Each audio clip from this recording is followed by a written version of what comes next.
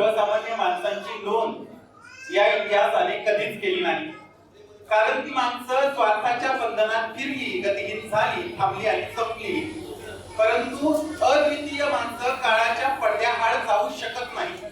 मी म्हणणारी प्रलोभने त्यांना अडवू शकत नाही. मायेचे पाश त्यांना तोडू शकत नाहीत. आणि म्हणूनच की काय, आज सुद्धा या महाराष्ट्राच्या मातीला कान लावला तर याच भारतवर्षाची माती गौरवास्पद करण्यासाठी आपला देह जणू चंदनाप्रमाणे झिजवणाऱ्या अनेक महामानवांची नामावली आज सुद्धा आमच्या कानी ऐकू येईल.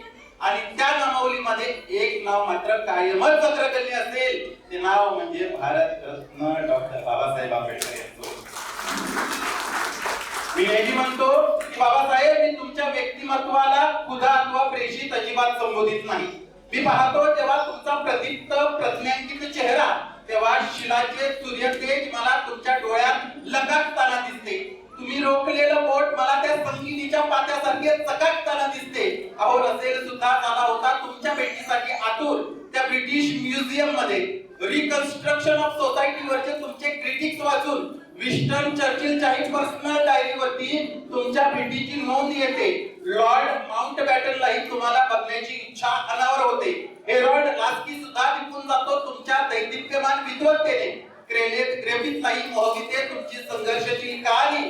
जोसेफ स्टॅलिनच्याही मृत्यूनंतर तरळते तुमच्या डोळ्यांमध्ये पाणी. मग लेनिनच्याही कृतीवरती उठते तुमची सटीक लेखणी. द मोस्ट रिमार्केबल कोलंबियन असं म्हणत त्या खुद्द कोलंबिया विद्यापीठानं सुद्धा केला होता तुम्हाला मानाचा मुजरा. आणि तेव्हा कुठे वळाल्या होत्या आमच्या भारत देशाकडे साऱ्या जगाच्या नजरा. या बाबासाहेब आंबेडकरांच्या खरं तर आज आनंदाचा दिवस आहे, ज्या दिवशी खऱ्या अर्थानं आमच्या देशाला संविधान लाभलं. आणि ज्या संविधानाच्या माध्यमातून आपण सगळेजण आपल्या सर्वोत्तम पातळीवरती आम्ही स्वतःला बहरवू शकतो, त्या सगळ्या बाबासाहेबांच्या योगदानाला मी शतशः वंदन करतो. आणि मला या ठिकाणी 2 शब्द व्यक्त करण्याची संधी दिली त्याबद्दल मी धन्यवाद व्यक्त करतो आणि थांबतो. धन्यवाद.